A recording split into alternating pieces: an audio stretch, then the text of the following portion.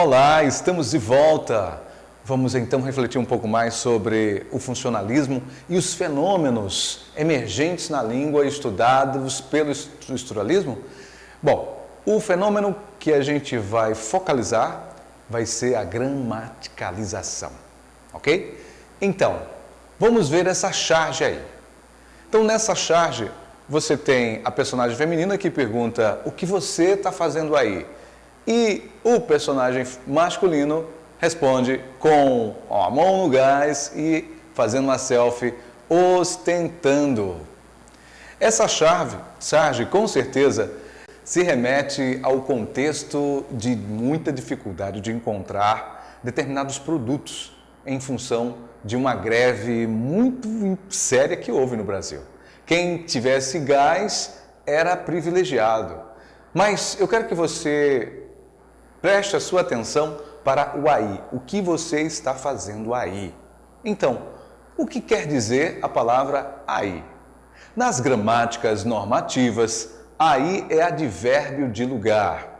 Mas será que aí é sempre um advérbio de lugar? Expressa sempre lugar? Sempre indica algo que se possa ver no contexto? Nem sempre. Vejamos este exemplo.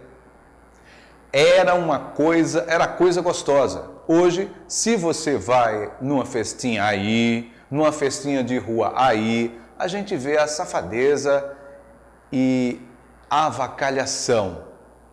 Então, eu pergunto para você, neste exemplo, festinha aí, numa festinha aí, a palavra aí significa um local? Certamente não. Uma festinha aí quer dizer uma festinha qualquer, uma festinha com pouca qualidade, né? Esse festinha aí também, junto com aí, vão formar um adjetivo negativo em relação àquela festa. Logo, vocês podem perceber que aí, a expressão aí, não funciona exclusivamente como um advérbio, aquilo que aponta para um lugar, mas também como um adjetivo. Vamos ver mais um exemplo nessa charge agora. Aí ele me disse que achava a Cicarelli um bucho. Cuidado, Terêncio, que é 1º de abril. Ou seja, aí mais uma vez vai significar uma outra coisa diferente de um adjetivo e de um advérbio. Nesse caso, ele é uma conjunção temporal. Ou seja, ele vai indicar uma conexão entre um fato passado e um fato subsequente. Perceberam? O aí, nesse sentido, é igual a um então. Ok? Então, vamos continuar estudando esse aí. Vejamos esse próximo exemplo. 11 e pouco da noite. Não tinha um hotel, não tinha nada para dormir, que o único hotel da cidade estava fechado. Aí procuramos, batemos neste hospital, que é um hospital e maternidade. Aí que ele estava. Ou seja, mais uma vez, a expressão aí, que não significa um advérbio, não significa um adjetivo, mas significa então. Ou seja, um conectivo temporal. Então, essa referência de advérbio, ela se mostra como uma possibilidade do aí, mas não as únicas possibilidades do aí. Nesse caso, esse aí é uma anáfora, ou seja, se refere a um elemento já posto na cadeia do texto bem antes, ok? Então, isso é o que a gente chama de gramaticalização. Vejamos esse próximo exemplo, ainda com um aí. Nesse exemplo, nós temos o seguinte: promessas. É igual, vem aí o segundo turno. Veja. Aí depois ele complementa com vixe, nós estamos lascados. Mais uma vez, a presença da expressão aí. Neste caso, significando um breve tempo, vem aí, significando em breve, né? Então, observem que uma mesma palavra ocupou várias classes gramaticais, mudando também a semântica, o sentido em relação às primeiras utilizações. Quem faz isso? O usuário da língua. Então, o funcionalismo vai dizer, vai explicar que essas mudanças que nós fazemos, mudando as categorias gramaticais das palavras, mudando as funções das palavras, elas são em função da nossa intenção. Então, a nossa intenção, ou seja, a pragmática, o uso que fazemos da linguagem, vai determinar as mudanças que nós vamos fazer na língua.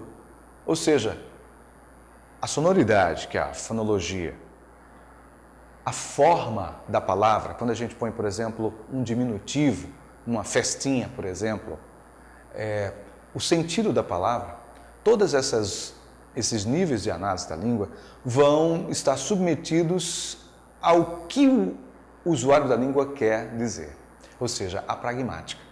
Então, cabe ao funcionalismo explicar essas modificações que a língua sofre em cada situação pela intenção do usuário em dizê-lo.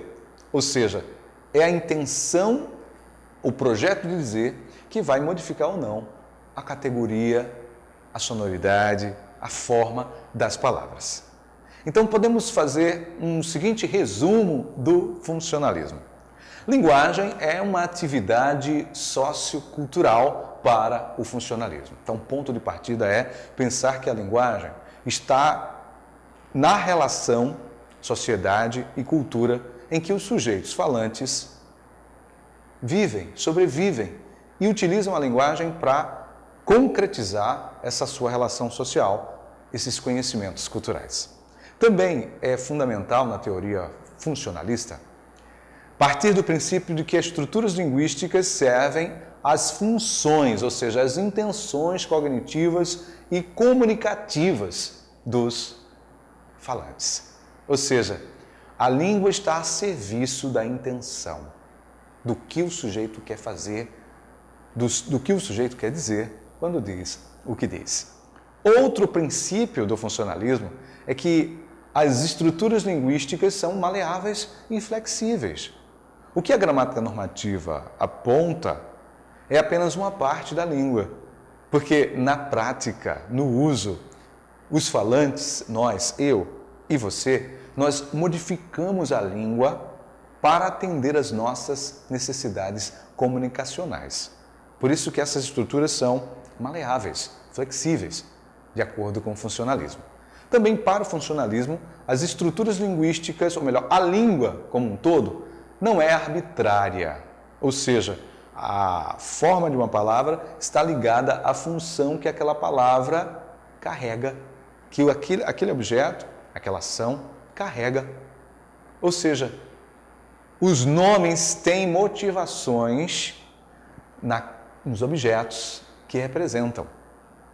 Também uma outra importante relação ou afirmação do funcionalismo é dizer que a mudança e a variação estão sempre presentes na língua.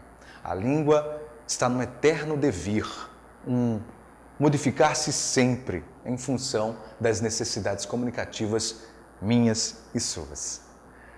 Também para o funcionalismo, o sentido é contextual.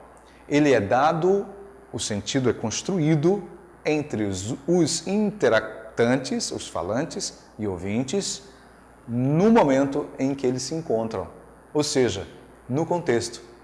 Nada do sentido ser pré-construído, o sentido ser construído a priori. Não, o sentido é construído ad hoc, ou seja, exatamente no momento em que a linguagem é realizada. Ou seja, o sentido se realiza, se constrói a posteriori à fala. E é falando com o outro que a gente co-constrói o sentido.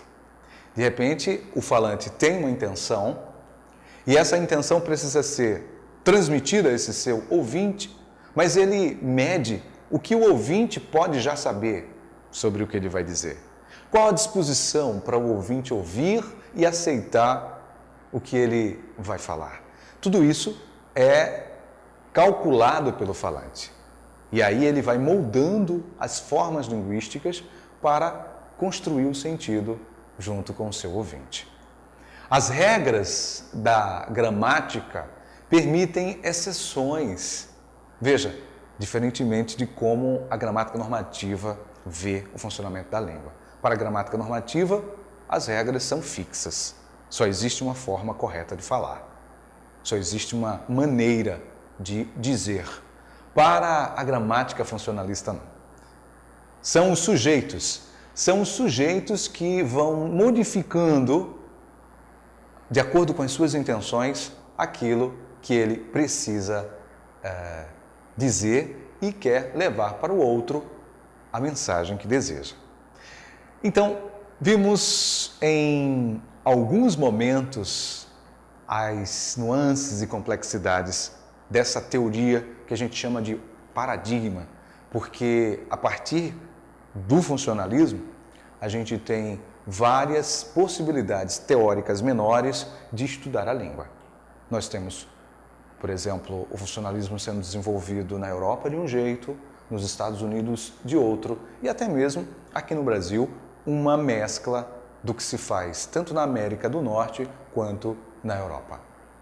Então, o funcionalismo é uma corrente teórica muito poderosa para explicar o funcionamento da língua, levando em conta toda a participação, o protagonismo do falante, que não se submete à língua, mas se apropria dela maleavelmente, flexibilizando-a para que ela esteja a serviço do seu dizer.